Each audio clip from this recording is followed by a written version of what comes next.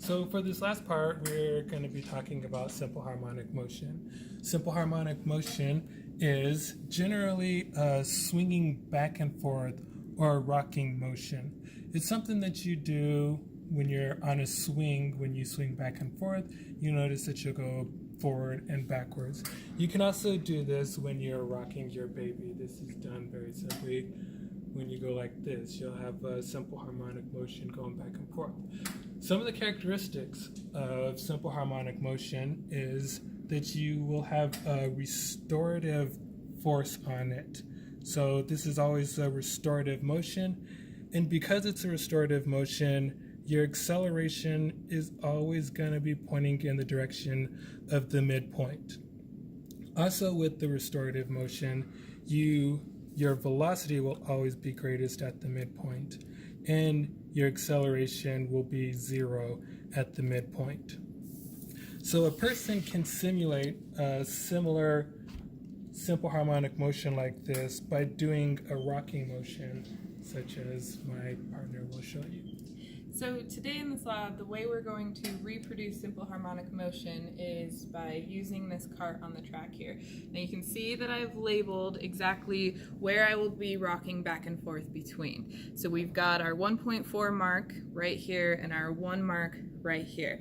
And this is important to note the direction of the motion sensor, which is going to, in my case, be over on this side. So that's why I have the arrows pointing the direction where the front needs to line up. So the front needs to line up here, and then it needs to line up here. And that's really important because if you're only going to this end of it, you're going to have a much shorter amplitude than you would expect. And to do this, you want to try to stay as rigid and straight as possible. The important part here is don't move your arms as much as you want to.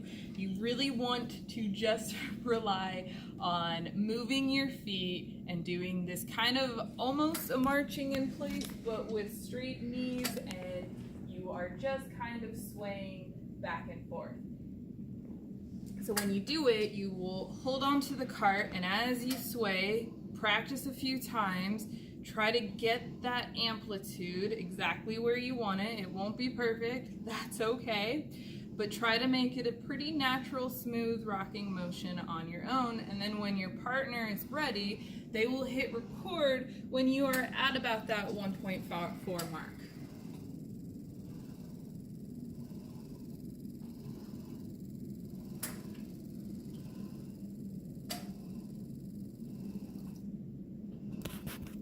Go. All right, so now we want to figure out what Megan's period of her oscillation is, or her rocking back and forth is. So up in the top here, you can see there's this coordinate tool. And so we'll click on that, and we can use the add coordinate / delta tool over here. And when I click on this, you'll see it'll appear someplace on the screen. So we will grab this, and we will grab it and look and find out where it is the maximum. You see right here on the left side, it gives us where the seconds are. So this particular one is at 2.6 seconds, and the magnitude or the amplitude of this is at 1.411 meters. You'll notice if I go to the right, it goes down to 1.409 meters. And again, on the left, I have 1.41 meters. So our 1.411 meters is the largest amplitude. So now I can right click on this and hit show delta tool. Now the delta tool is going to bring up this window type thing. And you'll see in the lower right hand corner here is another square marker, which tells us what our change in seconds is if we go to the right point. I think maybe here we go. And we get about a 2.7 second period for Megan's oscillation. So what we just did was for one of her periods, but it is actually better to use more than one period because humans are not robots, and your period will actually vary slowly. And so we're going to try and take the average of our 1, 2, 3 periods that we have.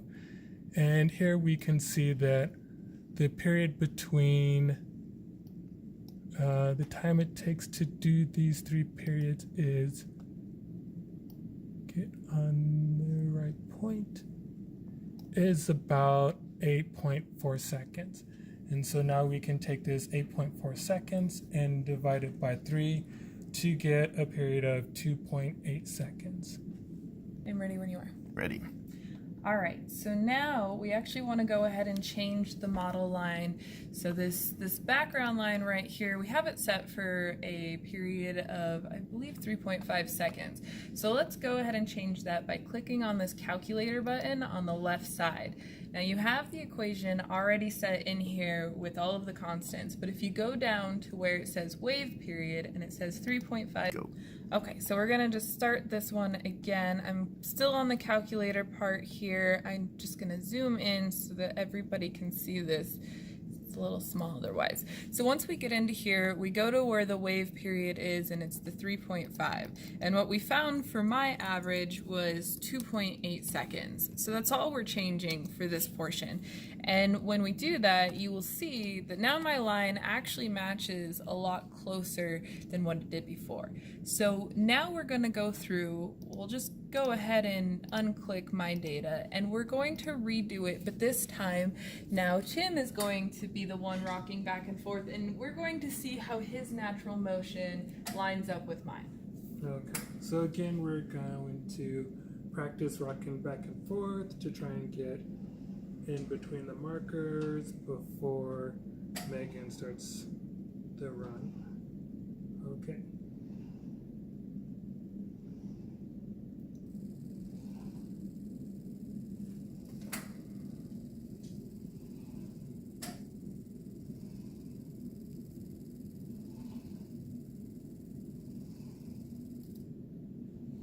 All right, so now if we look at Tim's data, we see something right off the bat, and that is that his period is much longer than mine. So we want to go in, and using that add coordinates delta tool again, we'll find, you know, about that top spot, and we don't have as many points to work with here because his period was so much longer. But we'll right click again, click on show delta tool, and then we will go out and find his other peak, and we find his period is 4.55 seconds compared to mine, which was 2.8.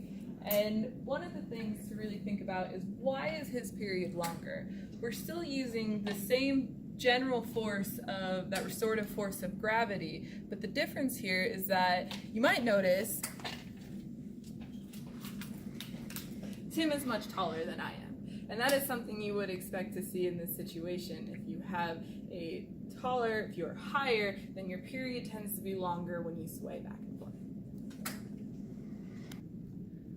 All right, so you can see with this delta coordinate tool that we found the period time for Tim to be 4.55 seconds. So I'm just gonna zoom out here. We're going to hide his data altogether, and we will go back into this calculator function over here, back into the wave period, where we change it now to the 4.55 seconds. So now we have a model run here with much more similar to what his was before. So now we're going to have Tim do the rocking motion once again to see if he consistently matches his own motion.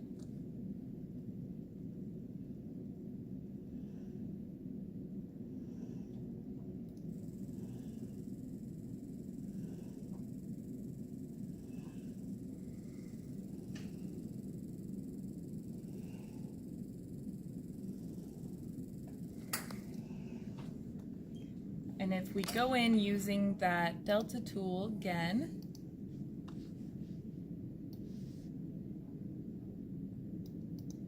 right click for show delta tool, drag it on over, 4.3 3.4, 3.5, around that area seconds. So he's actually not that far off. This looks like he's further off, but really it just comes down to that the graph is a little shifted, and that's because I started it not quite at one of the actual peak amplitudes. Parentheses. So just kind of looking at what we're actually doing with these equations, if you go into that calculator tab, and we're going to zoom in to help this video, but you have all of these things here. Now our amplitude is generally going to stay the same for this part, and our wave offset will as well. And what the wave offset is it's basically that middle mark of the in-between of those two amplitudes. But our phase and our wave period can change our graph quite a bit. And if we change our phase to -0.5 and the wave period, and you can see too it shifted over a bit, and the wave period to 4.1, we'll find out. And then we're going to zoom back out so you can see, and it actually made our model line really line up with what Tim did. And just kind of overview of what I did again with it zoomed out so you can see the actual graph. If I change that phase back to 0, you're going to see the whole model line just shift over, just like that. And then if you change the wave period back to the 4.55, you will expect it to stretch out, which it does.